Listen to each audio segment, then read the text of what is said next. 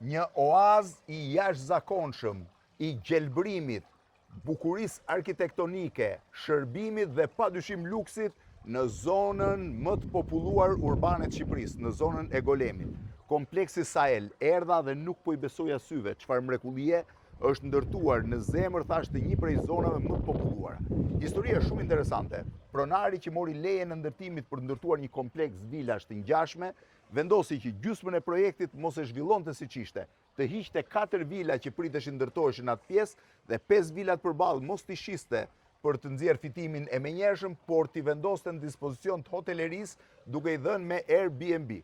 Sot ka krijuar një oazë spektakolar që do ja tregoj nga vila e do shkoj deri tek pjesa e barit dhe e restorantit për të parë se çfarë mund të bësh, çfarë mrekullie mund të bësh me fare pak kujdes, me fare pak po themi humbje të vogël në raport të fitimit menjëhershëm për të fituar afatgjatë. E para njëherë faleminderit që na i hapët për t'i parë. Ju. Sa vila keni tilla? Atëherë janë 5 vila që janë konceptuar në pjesën e qeras ditore.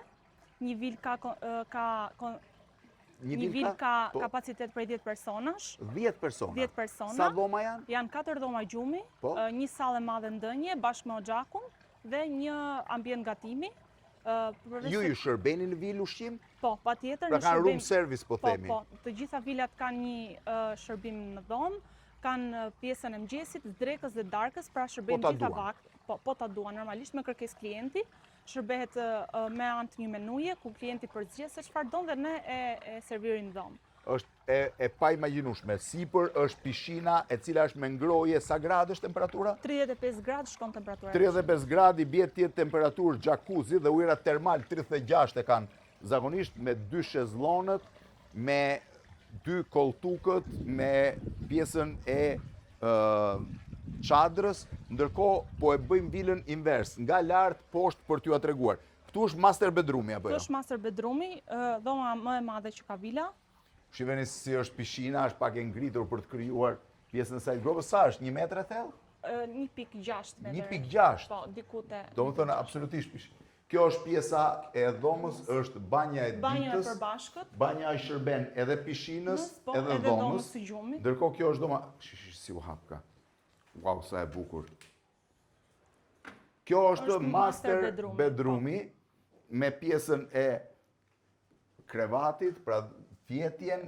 Ky është kati i tretë i vilës. Po, kati i fundit i vilës, është pjesa e garderobës. E ka të përfshirë garderobën. Po. Garderoba është brenda vilës, të gjitha shërbimet, peshqirët, të gjitha janë që çdo ditë pastrohen. Po, me kërkesë klienti kanë pastrim të përditshëm. Kanë pastrim të përditshëm vilës. Po. Ndërkohë të shohim, kjo është dhoma më e madhe apo është e njëjtë duket? Është e njëjtë me atë poshtë, po duke qenë se e lidh dhe me pjesën e pishinës, është pak më. Dhe pamja, në fakt po ta shohësh nga këtu është shumë e bukur sepse nuk është se sheh ndërtimet e mëdha, mund të shohësh kodrat e gjelbruara të Golemit. Nuk ka shumë ndërtime. Nuk ka shumë ndërtime, ndërkohë po shkoj pjesën e poshtme për të parë 3 dhomat e tjera të vilës që ndodhen në pjesën e katit të dytë.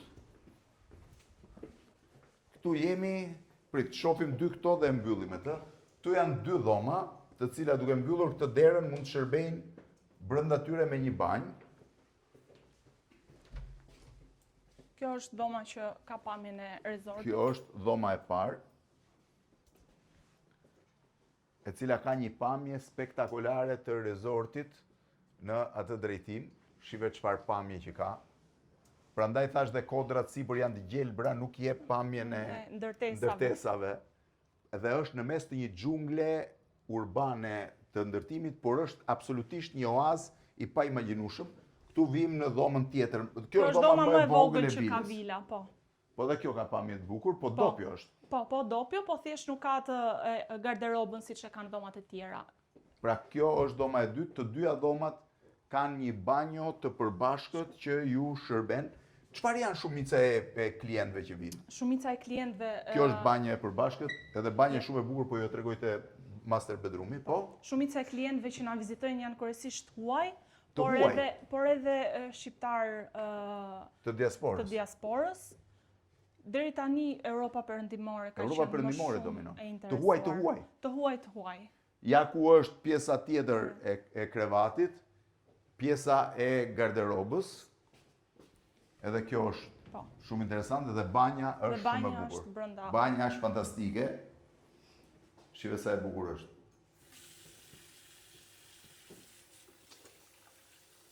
Banja është shumë e bukur.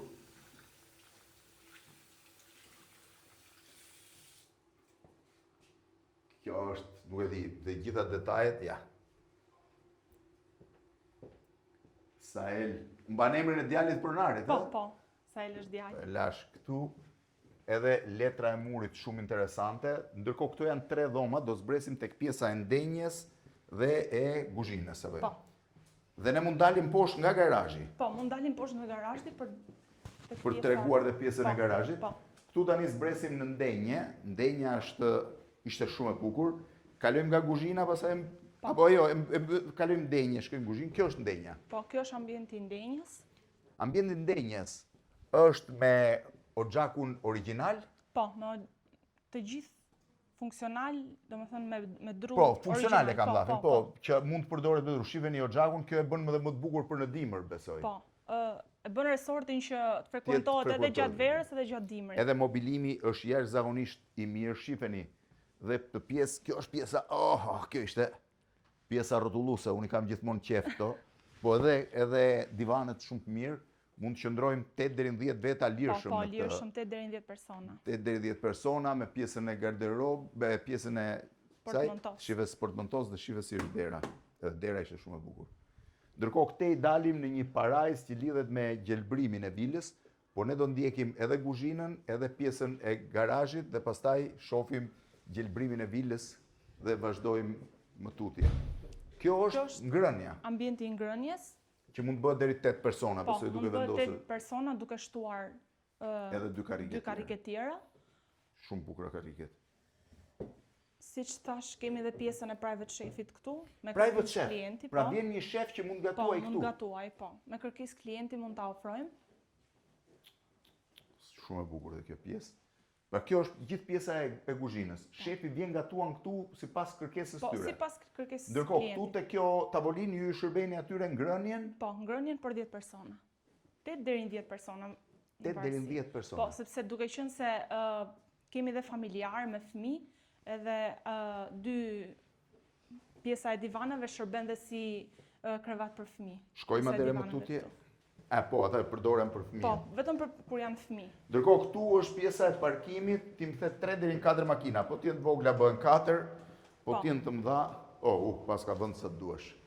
Po, mund të lihet edhe jashtë aty tek pjesa. Po, pas ka vend sa duash. Një makinë shkon aty, një këtu, 2 atje, këtu pas ka 5 makina, po të duash. Lirshëm. Kjo është pjesa e garazhit, i cili vjen nga këtej dhe ngjitet sipër. Po pjesa më e pabesueshme e resortit është gjelbrimi, unë do ju tregoj gjelbrimin e vilës, pastaj do ta ndërpres dhe në një video tjetër do ju tregoj pjesën e restorantit dhe barit që është shumë e bukur. Kjo është pjesa e gjelbrimit. Shiheni çfarë gjelbrimi ka vila. Shiheni pak, çdo gjë është e bërë me detaje dhe me një pamje fantastike. Shihni si lëvizin. Dhe është nga gjërat më të bukura. Është fantastike. Frekuentohen, ë? Po, kërkesat si fillim kanë qenë shumë të larta, siç thash, jo shumë shqiptar, pjesa më e madhe të huaj, por që për fillim që është kërkesat kanë qenë shumë të larta.